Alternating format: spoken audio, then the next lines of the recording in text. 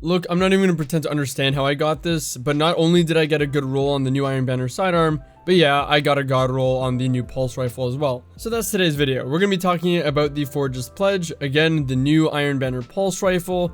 It's a shame that this doesn't get the stasis perks. I kind of was expecting that. Maybe I was a little spoiled by the sidearm, but here we are. At first glance, I really had to ask myself, what is special about this weapon?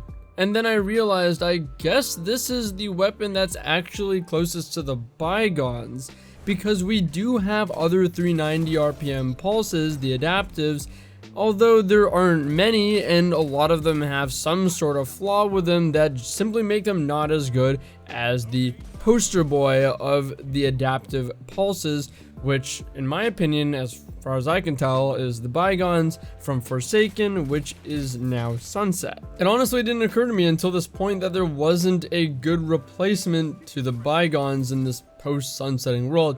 I mean, technically speaking, it's not quite as good as the Bygones, but that of course has been a little bit of the trend with the sunset weapons, or the weapons post-sunsetting I should say, not being quite as strong as some of their originals, but still being plenty good and having some new perks that still make them quite desirable.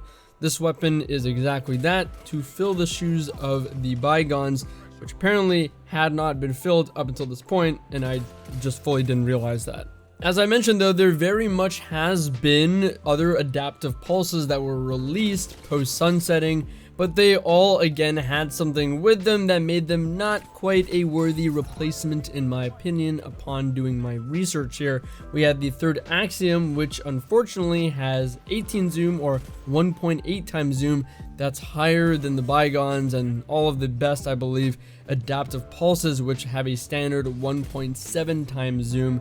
And the third axiom has a perk pool that will pretty much guarantee that it's going to be very, very difficult, if possible at all, to get a great roll on. A 1 out of 12 chance to get multi-kill clip, and that being the only lethality perk in those 12 slots sounds like the exact opposite of fun. There is also hailing confusion, but unfortunately this pulse, although it had good barrels, good zoom, it has no kill perk, and I think a lot of people that use this archetype, as far as I'm aware, even though I don't use it often, I personally like having a kill perk on it, and it does not have that.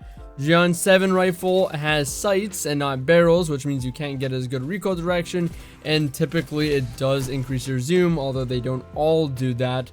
And it has no kill clip, even though it does have Swashbuckler, but I don't think Swashbuckler is quite as significant of a damage boost as kill clip, especially on a ranged weapon. I don't find you're gonna often be within melee range, at least with this weapon out. So, Last Perdition is probably the best contender. It's got kill clip, it's got really good perks, but it has sights and not barrels, and the recoil direction difference is quite noticeable. It's much different as a result. So here we find ourselves at the Forge's Pledge. My roll had Arrowhead Break, Extended Barrel, both great options, Accurize, Zen Moment, Multi-Kill Clip, and a Handling Masterwork. And with Arrowhead Break as well as a Counterbalance mod, it gets 96 recoil direction. On its own with Arrowhead Break, it does get 81 recoil direction. But I highly recommend using a Counterbalance mod because 96 recoil direction is going to be the best recoil direction you can get on an adaptive pulse as far as I'm aware, that also has other good perks like multi-kill clip, which is highly desirable as I mentioned. So this is already a great start for this weapon. You also have Accurized rounds, of course, as a flat range buff. This doesn't have high cal or ricochet. However, Accurized just for the flat plus 10 range is excellent. I said I got a god roll, and I still stand by that. However, Zen Moment is one of the less good perks available in its slot. It's still a good perk. It could be worse. It could be auto-loading holster, which is undoubtedly the worst in this slot out of these 6 perks you have, which is pretty good odds, by the way, of getting the perk that you wanted. Only 6 slots is great. Not like the 12 slots of other weapons with a bunch of perks you don't want. And on this one, especially in that first slot, it's really hard to get a bad perk. You have Zen Moment, of course there's auto loading, which isn't the good one, Quick Draw, Surplus, Tunnel Vision, and Heating Up. All of these perks, except for auto loading, are fantastic. If I had to choose one to be the best, I'm gonna say it's probably Heating Up. Heating Up increases your accuracy and stability, as well as improving the vertical recoil of the weapon.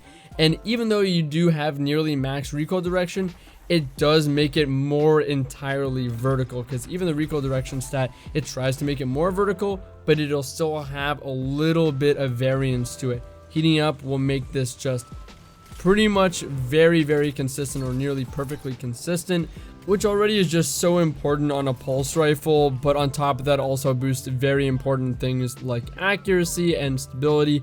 Again, just a phenomenal perk for this weapon. Otherwise, I would say tunnel vision, if you're going the multi-kill clip route like me, has some good synergy, and tunnel vision also has some great benefits. It doesn't improve your recoil direction per se, but it's going to improve both your aim assist and your accuracy, which is phenomenal. It's bound to make this weapon feel great. In the next column, it really is multi-kill clip that stands alone as the best in my opinion. You have Wellspring, Snapshot, Rampage, multi-kill clip of course, Unrelenting, and Elemental Capacitor. I think the vast majority of these options are kind of a miss, not the most significant or good perks in my opinion. I think Wellspring is interesting, and I haven't given that perk enough of a chance. Elemental Capacitor is interesting as well, but in my opinion, multi-kill clip really is the thing that you want. At least in this case, you have a 1 in 6 chance, like I mentioned, of getting it, so that's not bad at all. As far as the stats on this weapon, on my roll, I had 53 range, 57 stability, 63 handling, 48 reload, 61 aim assist, 17 or 1.7 times zoom, 81 recoil direction, and of course, it's a 390 RPM adaptive with 36 bullets in the mag. Personally, I thought this was the best stat roll I could possibly get. The only way I could improve my roll was simply getting something like heating up, tunnel vision, or even surplus instead of Zen moment. Not that that's a bad perk at all to begin with. So this weapon stats were exceptional. It felt like it performed and did what it was supposed to do as an excellent adaptive pulse rifle. I was pleasantly surprised with the model of this weapon. It's actually really unique. It looks really cool. I love how it looks and feels in first person. It's very non-intrusive, and it's got some unique sights that again are very non-intrusive, very clean. I loved it. It was honestly my favorite part about this weapon. Now, although I think this is the best adaptive pulse rifle we've seen post sunsetting, while I was trying out this pulse and playing with it, not that I use pulses often and not that I'm a pulse rifle enthusiast in Destiny 2 for the most part, I did ask myself, is this archetype really good in the current meta?